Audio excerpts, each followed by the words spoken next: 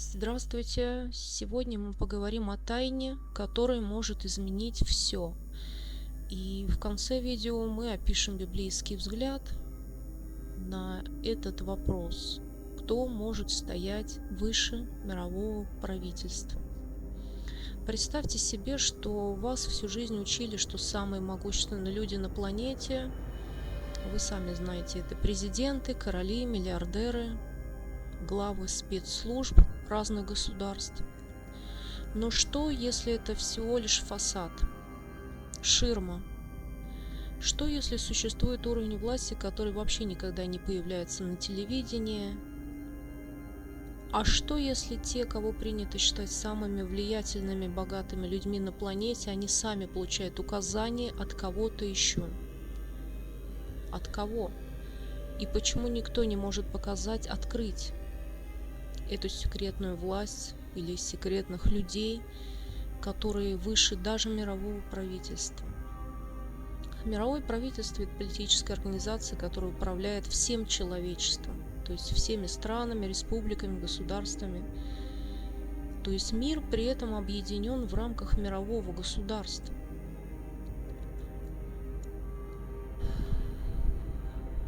Но уже десятилетиями будоражит этот вопрос: а кто же выше этого мирового государства, мирового правительства? Чем глубже погружаешься в эту тему, тем более очень странные версии начинают всплывать. Сейчас я вам кратко перечислю, а далее более подробно теории, конспирологические теории, кто же стоит выше мирового правительства. Первая теория – это теория тайного общества. Вторая теория – это теория глубинного государства. Третья теория – это глобальные финансовые династии. Четвертая – это древние жрецы, их ордена и мистические силы, которые стоят выше мирового правительства и управляют ими, дают указания. И пятая теория, версия – это сверхъестественные сущности. Давайте начнем более подробно о тех, кто стоит выше мирового правительства. Первое – это тайное общество. Сторонники этой версии считают, что настоящая власть принадлежит закрытым элитным клубам, куда невозможно попасть обычному человеку. Чаще всего называют Бильдербергский клуб, также комитет 300, разные масонские ложи, жидомасоны и другие закрытые, именно закрытого типа организации. Давайте рассмотрим более подробно. Бильдербергский клуб – закрытая организация. Он изображается не как дискуссионная площадка, а как закрытый совет мировой элиты. То есть именно здесь формируется долгосрочная стратегия развития мира, всего мира на десятилетия вперед. Бильдербергский клуб, еще раз повторюсь. На ежегодных встречах якобы обсуждаются крупнейшие геополитические процессы, экономические тенденции на десятилетия вперед всего мира, энергетика, развитие технологий, искусственный интеллект, глобальная безопасность и, конечно же, финансовая система. После таких встреч мировые лидеры каждого государства получают не прямые приказы, что им делать в разных сферах жизни и как влиять на свое государство и на население, а получают согласованные рекомендации, которые затем постепенно воплощаются через правительства этих разных стран. Просто рекомендации, не прямые приказы. Главная задача клуба – это сохранение стабильности мировой финансовой системы, предотвратить глобальные кризисы, согласование интересов крупнейших государств и корпораций, которые играют немаловажную роль в развитии корпораций, играет очень важную роль в развитии, в экономическом и разном развитии страны. Постоянными участниками Бильдербергского клуба являлись Генри Киссинджер, Дональд Рамсфельд, Алан Гринспен, По поводу участия россиян, от Российской Федерации в разные годы на заседания этого клуба приглашались Григорий Явлинский и Лилия Шевцова. Анатолий Чубайс посещал заседания дважды, с 14 по 17 мая 1998 года. Бильдербергский клуб в Тернбери, в Шотландии.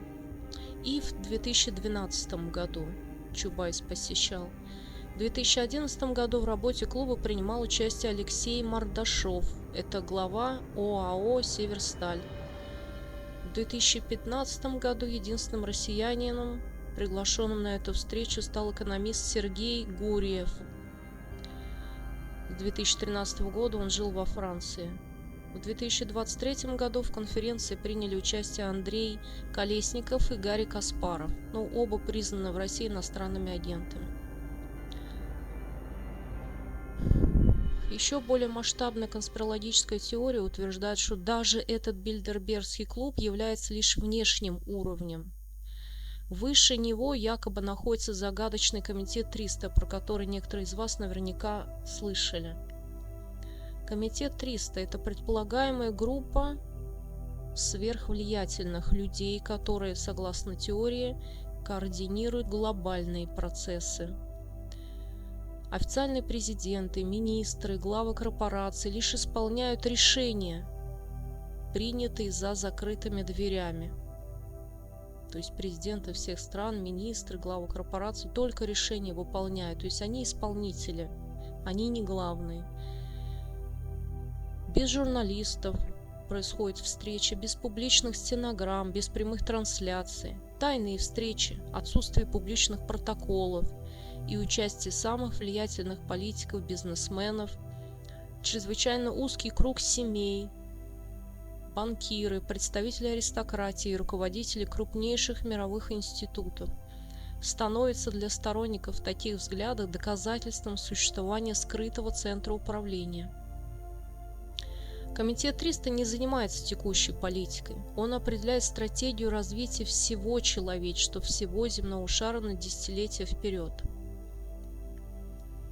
Комитету 300 приписывают решение о перераспределении мировых ресурсов, направлении научно-технического прогресса, какая будет архитектура мировой финансовой системы и глобальный баланс сил.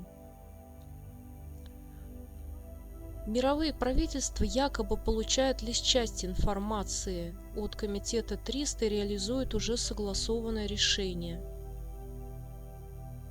Кто же входит в Комитет 300? Например, Джордж Буш, Дэвид Рокфеллер, почти все королевские дома Европы.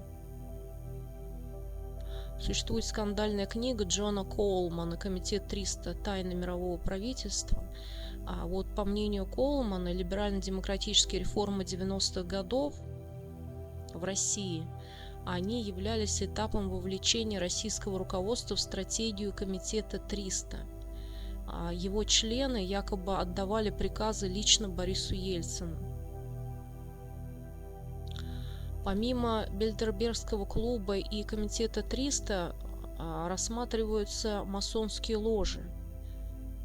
Это древняя закрытая сеть, каждая масонская ложа, которая объединяет влиятельных политиков, банкиров, бизнесменов, судей, военных, представителей интеллектуальной элиты. Сила масонства, она заключается не в официальной власти, а в разветвленной сети личных связей и взаимное доверие между его членами. Решения сначала согласовываются внутри закрытого круга, а затем исполняются и реализуются через государственные институты, через крупный бизнес, через международные организации. Масонам приписывают стремление влиять на долгосрочное развитие мировой экономики, законодательство стран разных, международную политику, на образование влияют, на культуру. Иногда утверждают, что они способны координировать действия влиятельных людей из разных стран, оказывать на них влияние, может быть, давление даже, благодаря чему они оказываются выше отдельных правительств стоящих. Давайте рассмотрим несколько масонских организаций, самые важные из них. Первая – это Великая Ложа Англии. Она была основана в 1717 году в Лондоне, когда несколько местных лож, масонских лож, объединились в единую структуру. Именно вот Великая Ложа Англии, масонская ложа, одна из самых влиятельных масонских организаций считается. Официально эта ложа была основана в день святого Иоанна Крестителя, 24 июня 1717 года, когда 4 лондонских ложи собрались в таверне «Гусь» и «Рашпер» во дворе церкви святого Павла в Лондоне и провозгласили первую в истории Великую Ложу. В ее рядах состоят десятки тысяч человек. Многие национальные ложи признают ее даже духовным центром регулярного масонства. Именно эту Великую Ложу Англии. Основные принципы организации, точнее ложи, являются нравственное самосовершенствование, благотворительность, братство, уважение к закону и свобода совести. Через членов этой ложи якобы поддерживаются связи между политическими, финансовыми, деловыми элитами самых разных стран, между политиками, банкирами, военными, промышленниками, судьями, представителями аристократии. Влияние внутри ложи строится не на прямых приказах, а на сети личных контактов и согласования долгосрочных интересов. Она представляет собой не просто братство, а международную сеть влиятельных людей. Давайте еще рассмотрим вторую ложу, которая также оказывает влияние на мировое правительство, в общем, то есть имеет глобальное влияние. Это Шотландский устав, древний и принятый Шотландский устав. Особенно большое внимание в нем уделяется высоким степеням этого масонского устава. Иногда утверждается, что именно на высших степенях посвящения якобы принимаются решения глобального масштаба. Сам Шотландский устав, эта масонская ложа, появилась в начале XIX века. Это одна из самых известных масонских систем посвящения. Если обычное масонство включает в себя 3 основные степени, то Шотландский устав расширяет их до 33 степеней. Каждая следующая степень сопровождается собственными символами, философией, ритуалами. Самая высшая, понятно, уже 33 степень. Присваивается за особые заслуги перед организацией. Но на практике большинство масонов никогда не достигают 33 степени.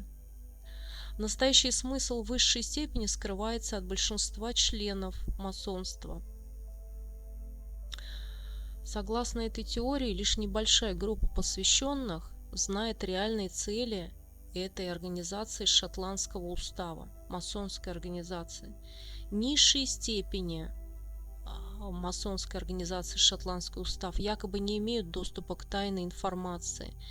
На вершине самой пирамиды находятся люди, которые обладают влиянием на международную политику и экономику.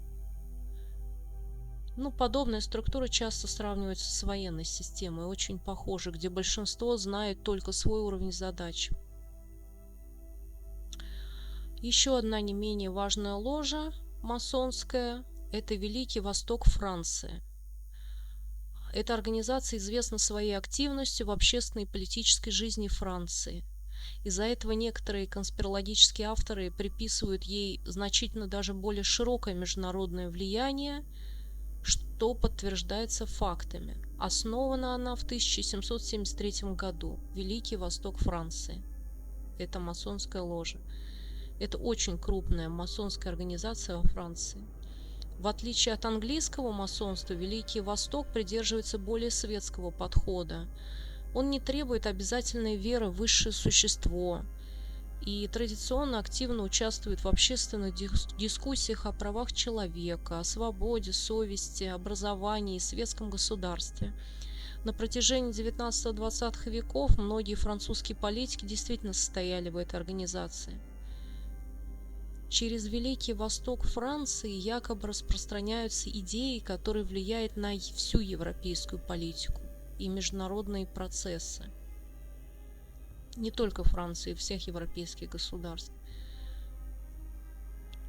Иногда они участвуют в продвижении либеральных реформ, международной интеграции в объединении, в общественных преобразованиях. Первая ложа Великого Востока Франции была открыта в СССР 28 апреля 1991 года и получила имя «Северная звезда». С 1991 по 1997 год было открыто 6 лож: «Северная звезда», «Свободная Россия», «9 муз», «Северные братья», «Полярная звезда» и «Москва». Ложа «Москва», так и называется. Четвертая закрытая организация, которая имеет глобальное влияние на весь мир, это известные нам все на слуху иллюминаты. Конечно, исторический орден иллюминатов существовал недолго, в XVIII веке. В современной массовой культуре именно ему приписывают роль невидимого руководства мировыми процессами. Сам орден иллюминатов был основан в 1776 году немецким профессором права Адам Вейсгаупт в Баварии. Его цель была распространение идей просвещения, борьба с религиозным фанатизмом, развитие науки, ограничение абсолютной власти монархов, расширение образования. Этот орден иллюминатов просуществовал недолго. В 1785 году власти Баварии официально запретили деятельность иллюминатов. Но иллюминаты не исчезли, ходят такие слухи. Организация ушла якобы в глубокое подполье и продолжала существование через другие закрытые общества. Им приписывают влияние на мировые революции, иллюминатам. Участие в создании международных финансовых структур, контроль над крупнейшими корпорациями, влияние на мировую экономику всего мира, всего земного шара, координация действий политических элит. В некоторых версиях иллюминатов называют вершиной всей пирамиды тайной власти, над которой уже нет никаких других организаций. Но у нас нету фактов, чтобы это подтвердить. Мы рассмотрели с вами первую теорию про тайное общество. Давайте перейдем ко второй теории. Теория глубинного государства. Вы замечали, что президенты приходят и уходят? Многие политические курсы почти что не меняются. Совпадение это или нет? Или кто-то остается у власти независимо от результатов выборов? Именно этот вопрос лежит в основании концепции глубинного государства. То есть, получается, независимо от выборов, от смены президентов, реальные решения принимают влиятельные представители спецслужб, военного руководства, крупных бюрократических структур, разведка, транснациональные, международные корпорации и финансовые институты. Сторонники этой теории глубинного государства, они считают, что именно эта международная сеть определяет внешнюю политику, экономические кризисы, когда им быть или не быть, или закончатся, все международные конфликты, быть им или не быть. А избранные политики лишь озвучивают в средствах массовой информации уже принятые не ими решения. Считается, что именно разведывательные службы обладают самой полной информацией о происходящем во всем мире.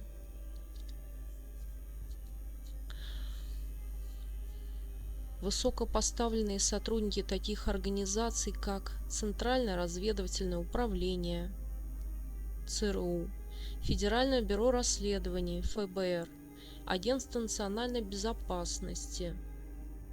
Именно они обладают информацией о происходящем в мире. Они могут сохранять влияние независимо от того, какая партия находится у власти, сменился президент или нет.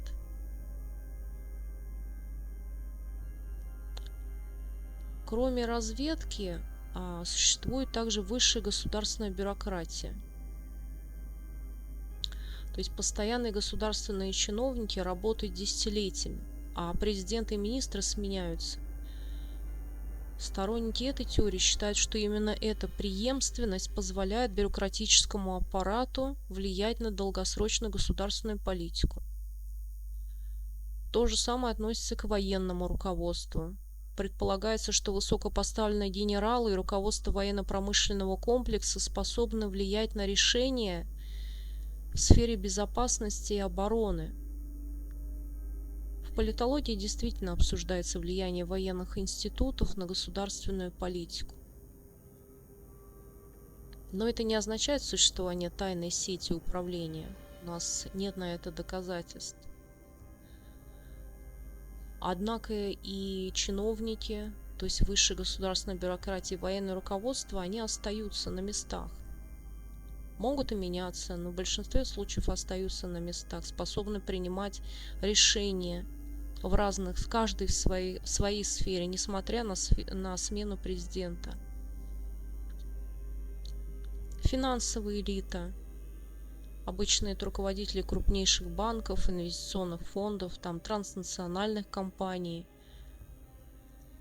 То есть их экономическая мощь позволяет влиять на государственные решения. Медиа и технологические корпорации. Владельцы крупных медиакомпаний и цифровых платформ способны формировать общественное мнение, тем самым косвенно влияют на политический процесс. Какие имена чаще всего фигурируют? В разных публикациях и общественных дискуссиях упоминаются разные люди. Среди наиболее часто называемых Джордж Сорос.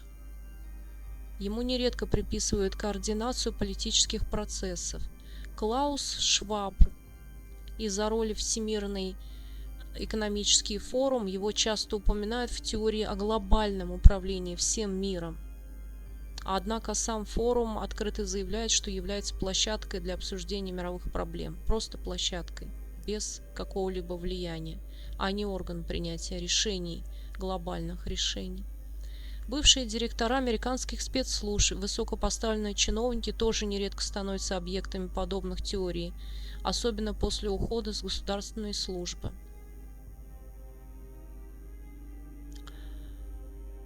Давайте рассмотрим третью теорию. Глобальные финансовые династии, которые оказывают влияние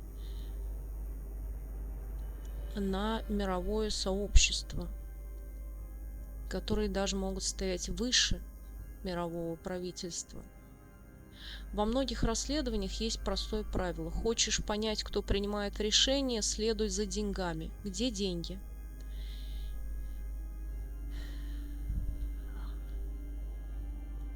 Исторически влиятельные семьи, крупнейшие банки, инвестиционные фонды, международные финансовые институты, они действительно существуют и действительно обладают огромным влиянием на мировое сообщество, на весь земной шар.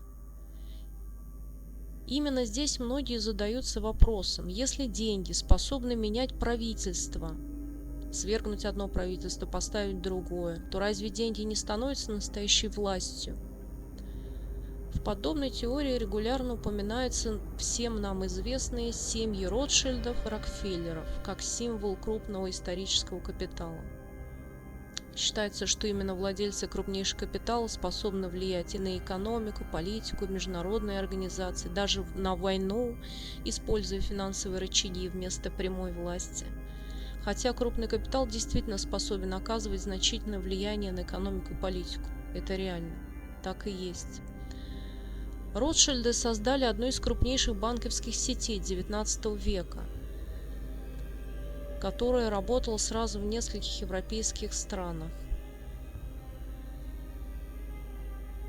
Рокфеллеры построили огромное состояние на нефтяной промышленности в Америке, а позже инвестировали в самые разные сферы экономики и благотворительности. Именно их масштаб богатства сделал эти фамилии символами финансовой власти в массовой культуре и конспирологических теорий. В чем логика, как они оказывают влияние на глобальные процессы? Деньги важнее политики. По их мнению, правительство существует ограниченный срок. Президент может находиться у власти 4 или 5 лет. Министры вообще несколько месяцев. Правительство может уйти в отставку, но огромные капиталы сохраняются поколениями, веками. Из этого сторонники теории делают вывод, что долгосрочный капитал способен оказывать влияние дольше, чем любой избранный политик. Но здесь есть логика. Следующий аргумент заключается в том, что крупные финансовые ресурсы якобы позволяют поддерживать разные проекты, исследования, благотворительные инициативы, университеты, аналитические центры и общественные организации. Из этого можно сделать вывод, что богатые семьи могут влиять на обсуждение политических и экономических вопросов, мировых. И в действительности крупные благотворительные фонды, частные пожертвования существуют. Очень богатые семьи имеют доступ к мировым лидерам, к банкирам, к руководителям корпораций и международных организаций. Отсюда вывод, что они способны участвовать в обсуждении глобальных вопросов. Еще один элемент подобных теорий. Идея в том, что финансовые кризисы, инвестиции, движение капитала способны косвенно влиять на решения государств. Это основано на реальном факте. Состояние экономики действительно влияет на политическое решение. Почему же, согласно этим теориям, они выше мирового правительства? Тут есть 3 аргумента. Первый. Капитал передается по наследству, а правительство меняется. Второй аргумент. Деньги позволяют устанавливать долгосрочные связи с представителями бизнеса, политики и международных институтов. Третий аргумент. Финансовое влияние рассматривается ими как более устойчивое, чем формальная государственная власть. Именно поэтому богатые исторические династии иногда изображаются как стоящие над политическими структурами, над правительствами и над мировым правительством. Затем появляется 4-я версия. Кто же стоит над мировым правительством? После этой 4-й версии предыдущие 3 начинают казаться вполне обычными. 4-я версия – это древние жрецы, их ордена и мистические силы. Это самая древняя теория. Что если финансовые элиты лишь исполнители, не организаторы? Согласно одной из наиболее мистических конспирологических версий, над политиками и финансистами стоят древние тайные ордена. Организации, которые якобы существуют не десятки, а сотни, даже тысячи лет. Им приписывают сохранение древних знаний, влияние на историю и передачу власти между поколениями. Некоторые легенды называют их хранителями знаний, другие – жреческими орденами. Третьи вообще утверждают, что истинная власть никогда не принадлежала государству. Давайте рассмотрим некоторые из этих жреческих орденов. Первое – это древние египетские жрецы. Во многих эзотерических теориях именно жрецы Древнего Египта считаются хранителями тайных знаний. Им приписывают владение сакральной геометрией, астрономией, алхимией, мистическими ритуалами и знаниями о природе человека. Есть предположение, что после падения древнеегипетской цивилизации часть жрецов якобы сохранила свои традиции в тайных братствах, передавая знания из поколения в поколение. Второе – это герметический орден. В эзотерической традиции большое значение придается учению, которое связано с легендарным Гермесом Трисмегистом. Ему приписывают древнюю мудрость о строении всего мира, о духовном развитии и символике. Позже на этой идее возникли разные герметические общества и школы. Иногда конспирологические авторы утверждают, что герметическая традиция якобы сохраняет знания, которые недоступны большинству людей, практически никому. Третье – это розенкрейцеры. Розенкрейцеры – это эзотерическое движение, возникло оно в Европе в XVII веке. Некоторые авторы считают розенкрейцеров хранителями древней мудрости, которые соединяют философию, алхимию, символизм и духовные практики. Иногда им приписывают влияние на развитие европейской науки, всей европейской науки, культуры и философии. Четвертое – это тамплиеры, о которых вы, наверное, некоторые из вас слышали, большинство. Исторически это был средневековый рыцарский орден – тамплиеры.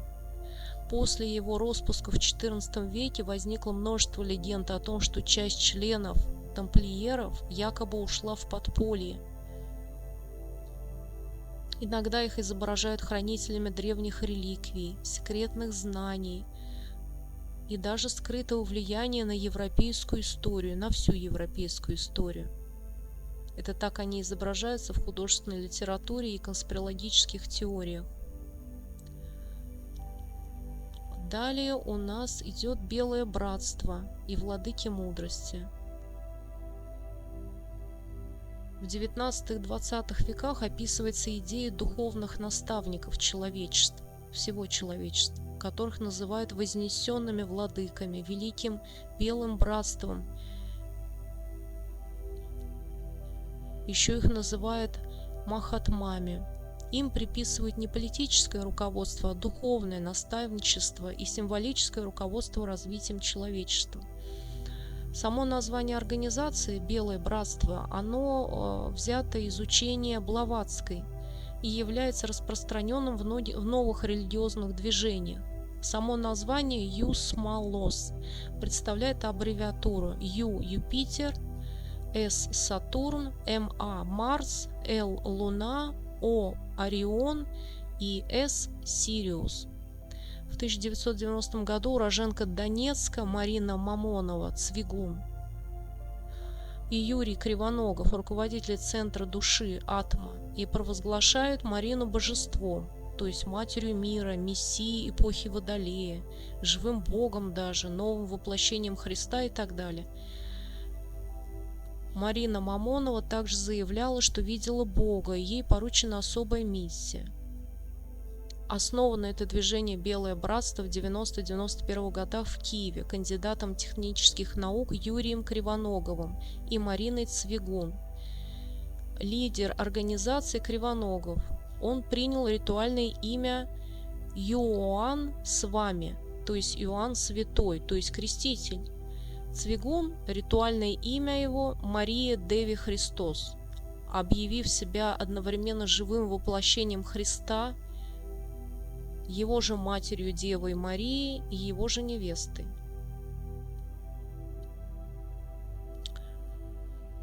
А теперь поговорим о мистических силах в разных традициях. В разных культурах существует представление о сверхъестественных сущностях, которые влияют на мир. Это ангелы, архангелы в иудаизме, христианстве, исламе, демоны и падшие духи в авраамических религиях, боги и полубоги в древнегреческой, египетской, шумерской, индуистской и других мифологиях, духи предков и природные духи во многих традиционных религиях, космические сущности и иные высшие силы в некоторых современных эзотерических учениях. Предполагают, что тайные общества якобы обладают древними знаниями или особой духовной традицией.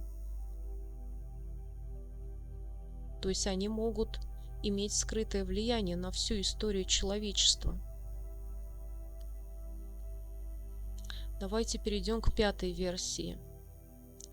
Пятая версия, в одном из самых радикальных вариантов подобной теории, говорится уже не о людях, а о сверхъестественных, или нечеловеческих сущностях, которые оказывают влияние на мировые события через избранных представителей.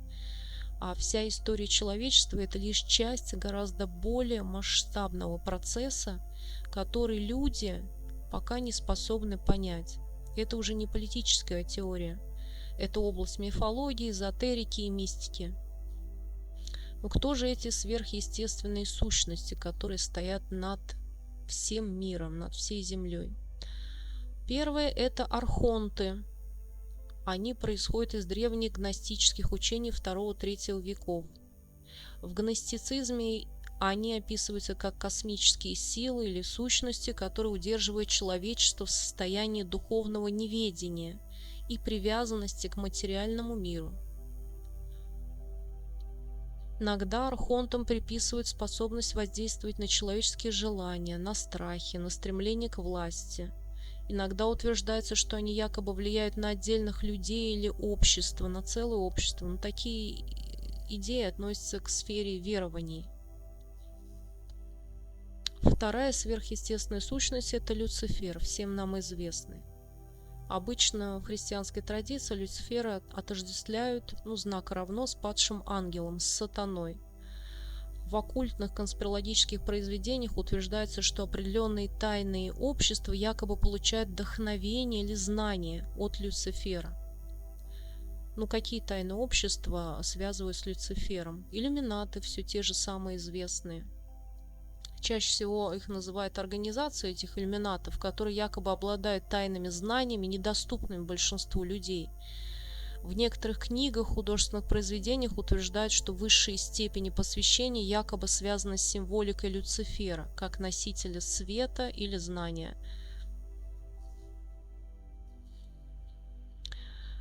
Сторонники этих теорий считают, что иллюминаты стоят выше обычной политики, потому что якобы мыслят категориями столетий, а не сроков полномочий правительств или отдельных депутатов. Кроме иллюминатов, некоторые масонские ложи также поклоняются Люциферу. Начиная с XIX века некоторые антимасонские авторы, они утверждали, будто на высших степенях посвящения отдельные масонские ложи почитают Люцифера или получают от него нужные им знания. Эти утверждения получили широкое распространение после публикации французского писателя Лео Таксиля. Позднее сам Таксиль признался, что его сенсационные рассказы были мистификацией. Но, несмотря на это, идея продолжает встречаться в отдельных конспирологических публикациях и художественных произведениях. Орден Люцифера в художественной и оккультной литературе.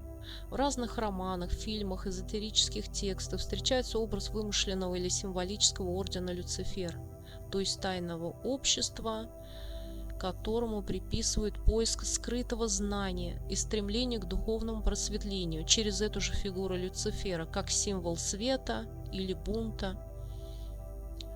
Почему в этих теориях о сверхъестественных сущностях говорят, что такие общества, которые поклоняются Люциферу, стоят выше мирового правительства?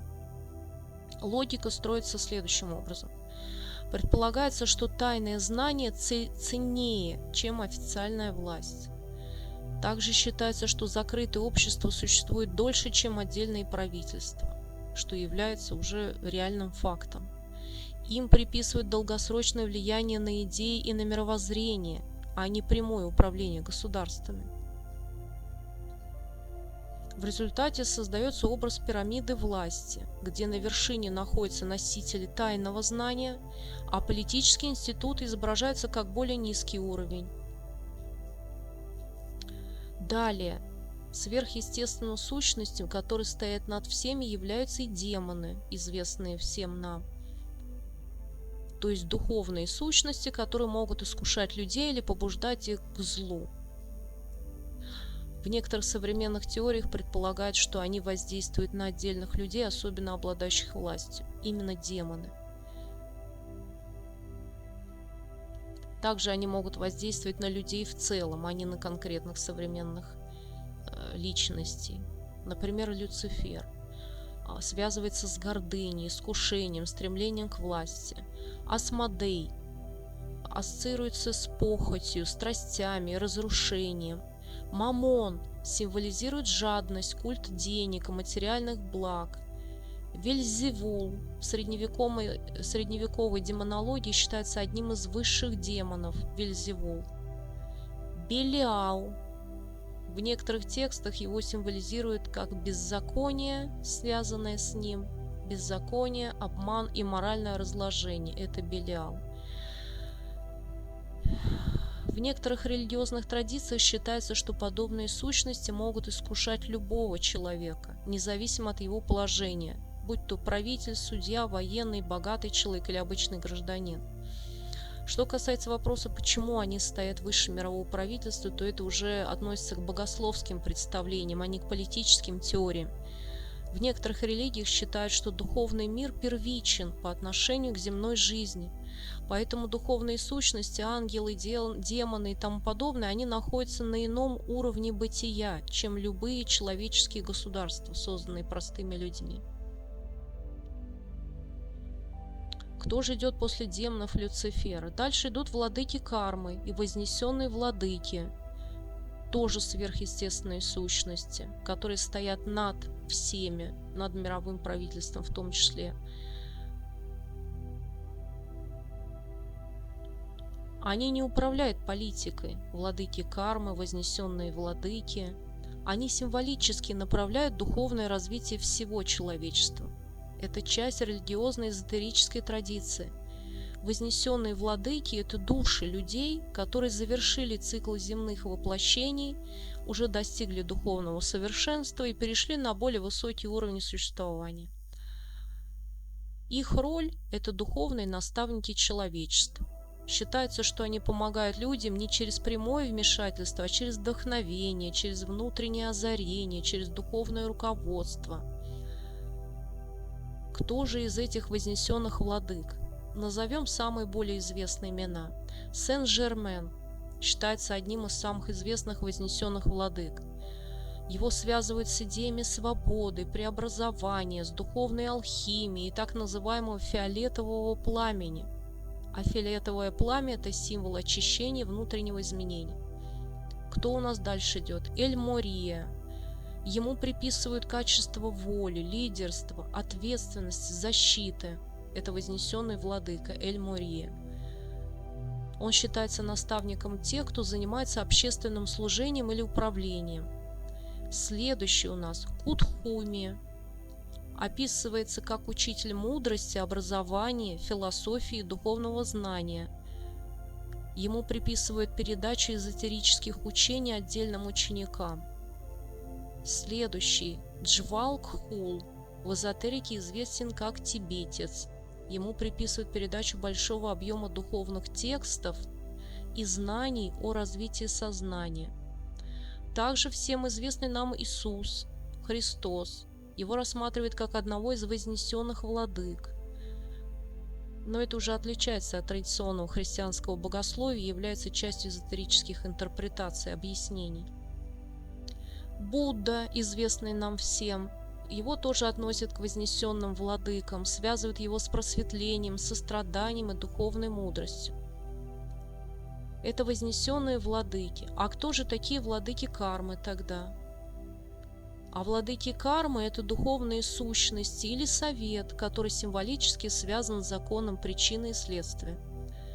Владыки кармы, они играют роль наблюдателей за духовным развитием душ. То есть они не управляют государствами, они наблюдают за духовным развитием душ. Владыки кармы, судьбы.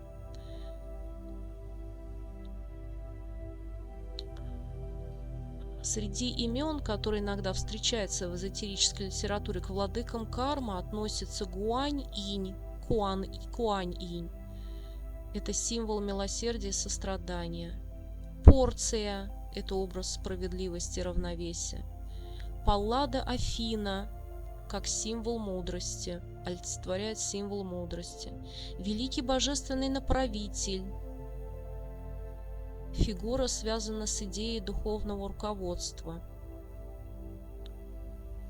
А как же они оказывают влияние на человечество, эти вознесенные владыки, владыки кармы? Они влияют на людей, вдохновляют их на нравственное развитие, помогают в духовном поиске, побуждают к состраданию, служению, к внутреннему росту, символически направляют эволюцию, развитие человеческого создания веками. То есть это понимается как духовное влияние, а не как политическое руководство. Они не руководят политикой. Влияют ли они на мировое правительство? В классической теософии учение «Я есмь» в большинстве других эзотерических направлений не утверждают, что вознесенные владыки управляют мировыми правительствами или отдают указания политическим лидерам. Но некоторые современные эзотерические авторы предполагают, что духовные сущности могут вдохновлять отдельных людей, независимо от их профессии или положения. Отсюда и утверждение, что вознесенные владыки или владыки кармы стоят выше мирового правительства и руководят им. То есть независимо от профессии, положения, они вдохновляют отдельных людей. Кроме владык и вдохновителей, также есть инопланетные наставники. Это тоже сверхъестественные сущности, которые стоят над всеми. Есть такая версия. В уфологических и эзотерических течениях, теориях встречаются представления о высокоразвитых внеземных цивилизациях. Но их описывают как плеядианцы или арктурианцы или представители других звездных систем. Это инопланетные наставники. Им приписывают духовное наставничество или наблюдение за развитием всего человечества. Например, плеядианцы – это высокоразвитые духовные существа, якобы происходящие из звездного скопления Плеяды. Они обладают высоким уровнем сознания, стремятся к мирному развитию цивилизаций, оказывают помощь человечеству в духовной эволюции, передают знания через интуицию, медитацию, через отдельных людей, которых называют контрактерами.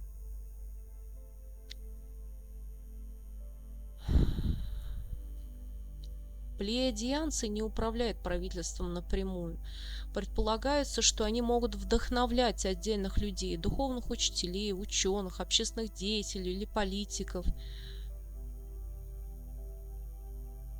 на решения, вдохновляют их на решения, которые как бы считается, что способствуют миру, сотрудничеству или развитию человечества. То есть это духовное влияние, а не как тайное политическое руководство. Арктурианцы, как инопланетные наставники, это существа, происходящие из области звезды Арктур. Они также обладают высоким уровнем технологического развития, глубокими духовными знаниями и способностью помогать людям в личностном и духовном развитии. Арктурианцы могут направлять человечество через вдохновение, через символические переживания или духовные практики. Иногда предполагается, что отдельные люди способны воспринимать такие послания. Считается, что если существуют более развитые цивилизации или духовные сущности, то они находятся выше всех человеческих институтов, правительств, государств. Но выше не в политическом, а в космологическом или духовном смысле. Согласно этим представлениям, правительство управляет государствами, а предполагаемые внеземные или духовные сущности, если бы они реально, если они существуют, обладают более широким знанием о Вселенной и развитии цивилизаций.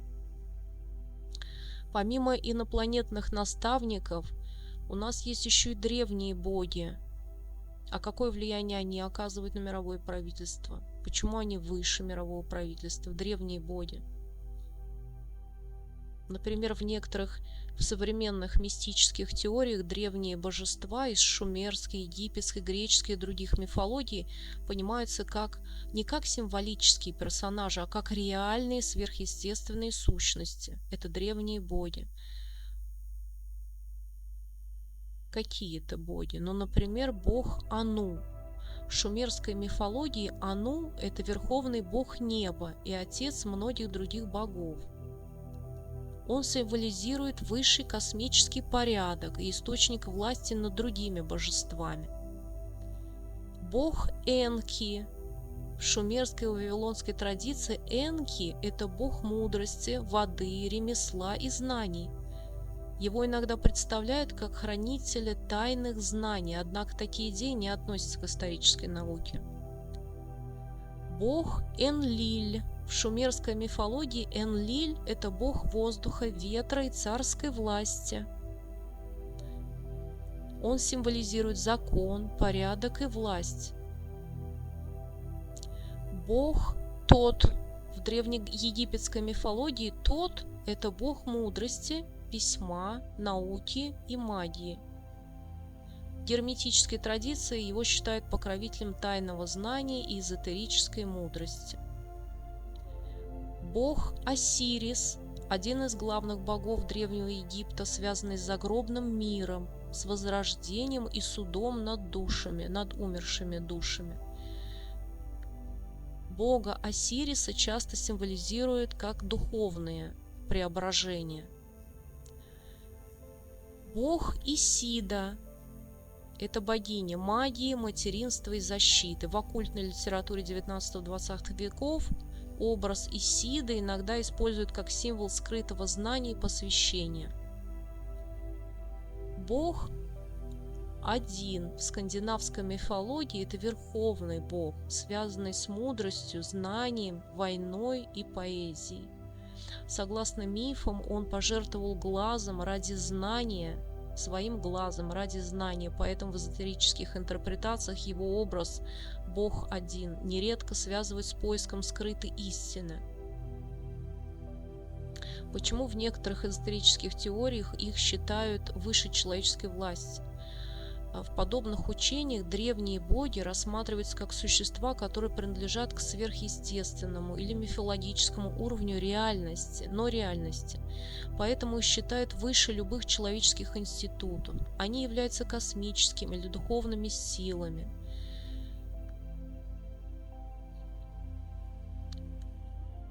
Почему эти сущности иногда связывают с мировой властью? Дело в том, что сверхъестественные силы могут влиять на отдельных людей через вдохновение, искушение, духовные переживания или символические образы. Вот на этой основе и строится сюжет о скрытом влиянии на всю историю, мировую историю, на всю мировую политику. Почему же они стоят выше мирового правительства? Древние боги.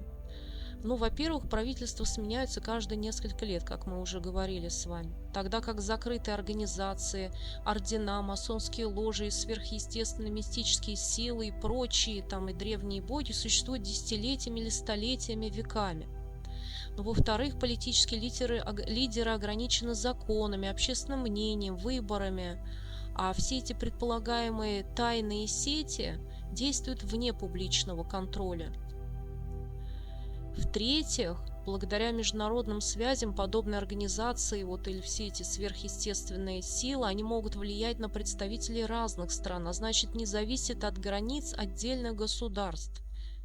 Вообще не зависит от всей мировой экономики, от этого мирового правительства. Я отмечу, что настоящая власть никогда не бывает публичной. Чем выше уровень влияния, тем меньше о нем нам известно. Сегодня мы с вами рассмотрели ответ на вопрос, кто же стоит над мировым правительством. Первая – теория тайного общества, в которое входит Бильдербергский клуб, Комитет 300, разные масонские ложи. Вторая – теория глубинного государства, куда входит ЦРУ, ФБР, Агентство национальной безопасности, военное руководство, медиа, разные транснациональные корпорации, финансовые элиты.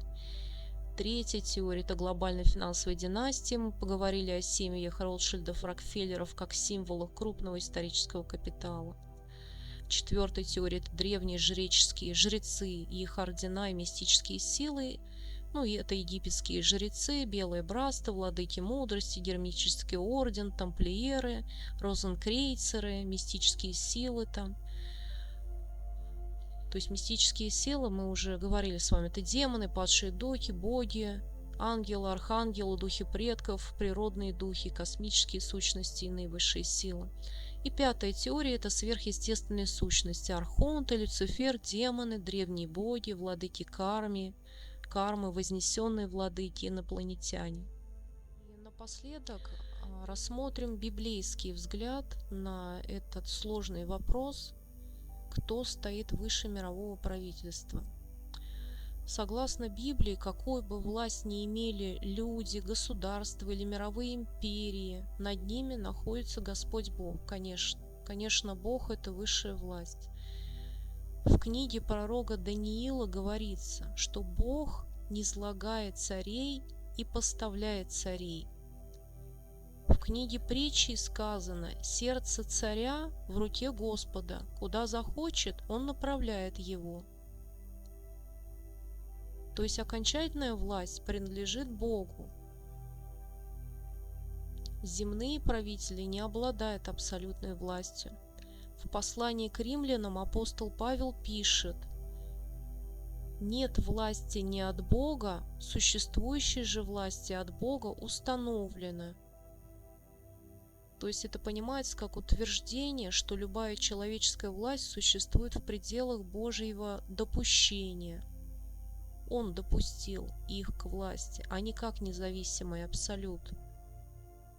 То есть власть, независимо от Бога, с христианской точки зрения не может существовать. Он допустил этих людей к власти.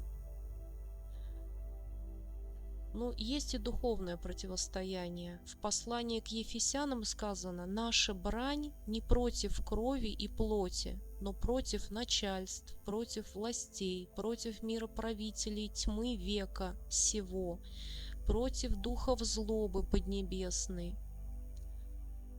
Обычно под этим понимается как описание духовной борьбы, не как указание на тайное мировое правительство, как описание духовной борьбы против начальства, властей, мироправителей тьмы века сегодняшнего.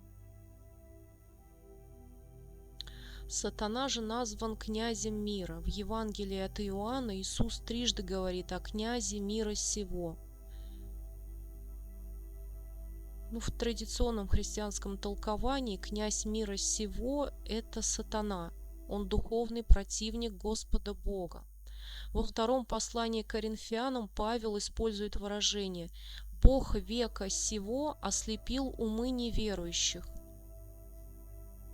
Эти тексты относятся к духовному влиянию на людей, а не к описанию конкретной политической структуры. А что сказано в книге Откровения? В Откровении описываются символические образы дракона, зверя и лжепророка. Во многих христианских толкованиях они символизируют противление Богу, обман, зло, действующее во всем мире. На протяжении истории разные авторы по-разному понимали эти образы, поэтому не существует какого-то единого общепринятого толкования, которое связывает их с конкретными современными государствами или корпорациями, организациями или тайными обществами.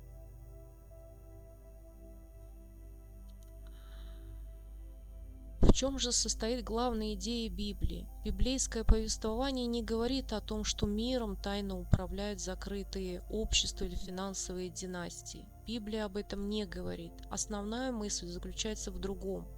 Над всеми земными правителями стоит Господь Бог. Человеческая история включает духовное измерение борьбы между добром и злом.